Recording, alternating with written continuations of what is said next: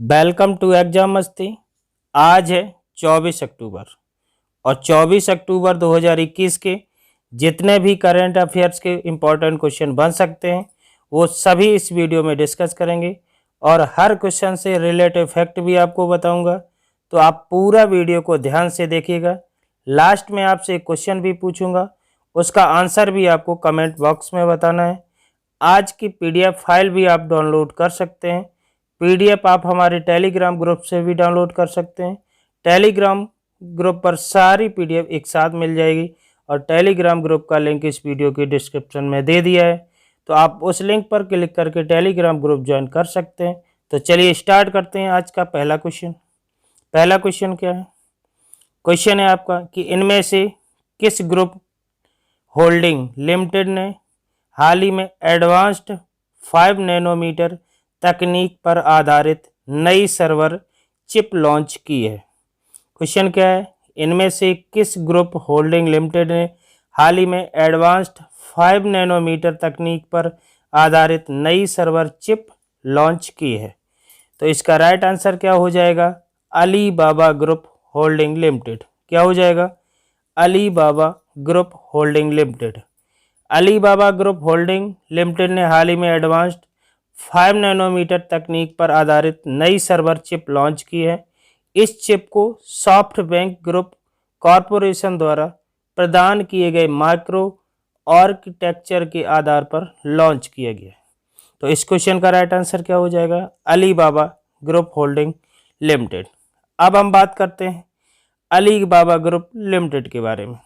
तो अली बाबा group limited जो company है ये चीन की प्रसिद्ध ई कॉमर्स कंपनी है। इसकी स्थापना हांगझू में हुई। हांगझू कहाँ पर है? चीन। और कब हुई? 4 अप्रैल 1999 को। इसका मुख्यालय कहाँ है? हांगझू, चीन में। इसके अध्यक्ष कौन है? Jack Ma. और सीईओ कौन है? जोनाथन लो। और इसके उपाध्यक्ष कौन है? Joseph Tsai. Joseph Tsai. चलिए अगला क्वेश्चन देखते हैं। अगला क्वेश्चन क्या है? अगला क्वेश्चन है कि केंद्र सरकार ने हाल ही में केंद्रीय कर्मचारियों के महंगाई भत्ते में कितने फीसदी की बढ़ोतरी करने की घोषणा की है? क्वेश्चन क्या है? केंद्र सरकार ने हाल ही में केंद्रीय कर्मचारियों के महंगाई भत्ते में कितनी फीसदी की बढ़ोतरी करने की घोषणा की है? तो इसका राइट आंसर क्या हो जाएगा? इसका राइट आंसर हो जाएगा 3%। क्या हो जाएगा? 3%। केंद्र सरकार ने हाल ही में केंद्रीय कर्मचारियों के महंगाई भत्ते में 3% की बढ़ोतरी करने की घोषणा की है। अब महंगाई भत्ता और पेंशनर को महंगाई राहत में 3% की बढ़ोतरी के साथ 31% हो गई है। यह भत्ते में नई बढ़ोतरी इस वर्ष जुलाई से लागू मानी जाएगी। तो इस क्वेश्चन का राइट आंसर क्या हो जाएगा? 3%। अगला क्वेश्चन देखते हैं। अगला क्वेश्चन क्या है? अगला क्वेश्चन है कि एफ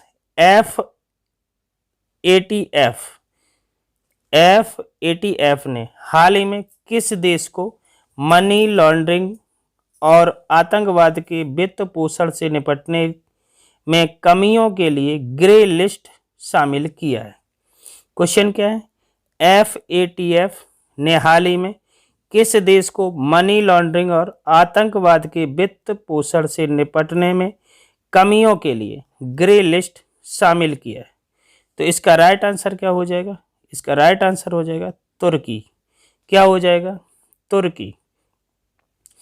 फाइनेंशियल टास्क फोर्स ने हाल ही में तुर्की को मनी लॉन्ड्रिंग और आतंकवाद के वित्त पोषण से निपटने में कमियों के लिए ग्रे लिस्ट शामिल किया है, जबकि साथ ही जॉर्डन और माली को भी ग्रे सूची में जोड़ा गया है, जबकि बोत्सवाना और मॉरिशस को सूची से हटा दिया गया है। तो इसका राइट आंसर क्या हो जाएगा? तुर्की। अब हम बात करते हैं तुर्की के बारे में। तो तुर्की की कैपिटल कहाँ है? अंकारा। तुर्की की कैपिटल कहाँ है? अंकारा। और तुर्की की मुद्रा क्या है? लीरा। यहाँ के राष्ट्रपति कौन है? रजब तैयब एर्दोगान। कौन है? रजब तैयब एर्दोगान। यहाँ के प्रधानमंत्री कौन है? अहमेद दावतोग्लू बिनाली यिल्दिरिम। तुर्की को खूबसूरत महिलाओं का देश कहा जाता है। खूबसूरत महिलाओं का देश कौन है? तुर्की। और भारत में तुर्की राज का संस्थापक किसे माना जाता है? कुतुबुद्दीन ऐबक को। किसे माना जाता है? कुतुबुद्दीन ऐबक को। वह भारत में स्थापित तुर्क साम्राज्य का प्रथम शासक था। चलिए अगले क्वेश्चन की ओर बढ़ते हैं।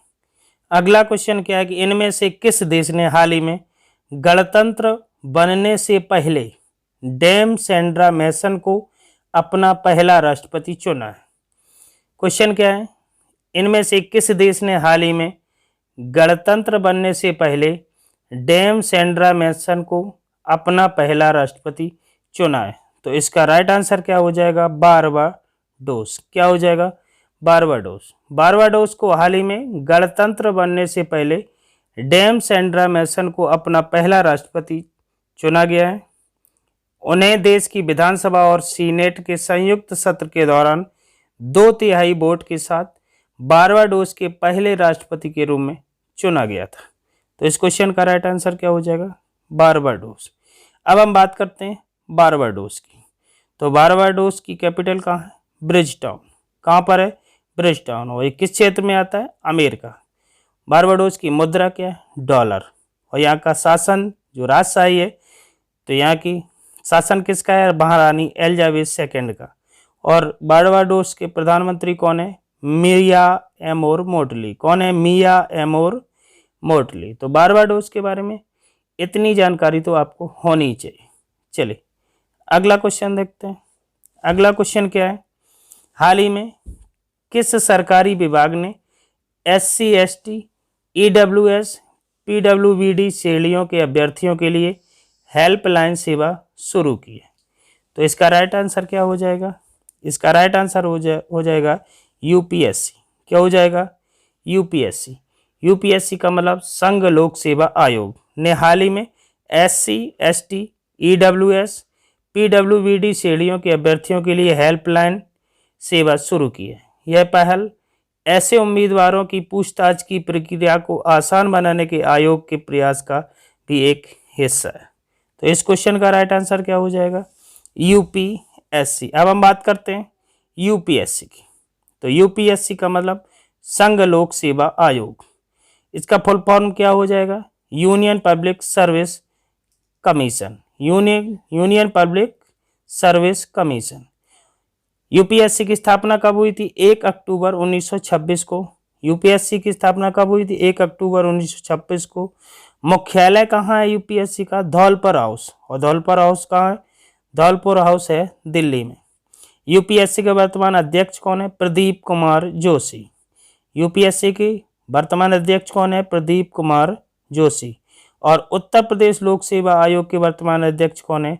संजय श्रीनेत। कौन है? संजय श्रीनेत। चलिए अगले क्वेश्चन को देखते हैं। अगला क्वेश्चन है, निम्न में से किस आयोग ने अटल इनोवेशन मिशन ने innovations for you sector in focus health care का लोकार्पण किया है? निम्न में से किस आयोग के अटल इनोवेशन मिशन ने innovations for you sector in focus health care का लोकार्पण किया है? तो इसका राइट आंसर क्या हो जाएगा? नीति आयोग। क्या हो जाएगा? नीति आयोग।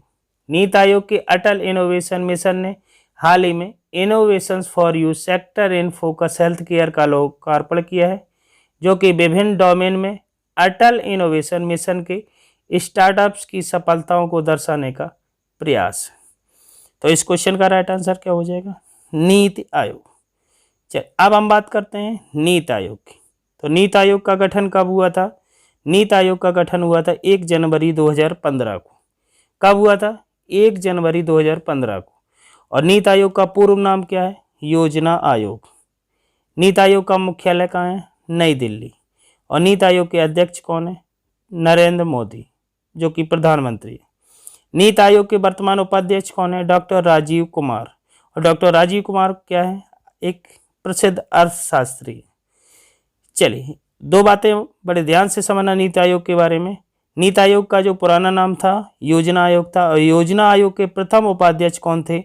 गुलजारी लाल नंदा।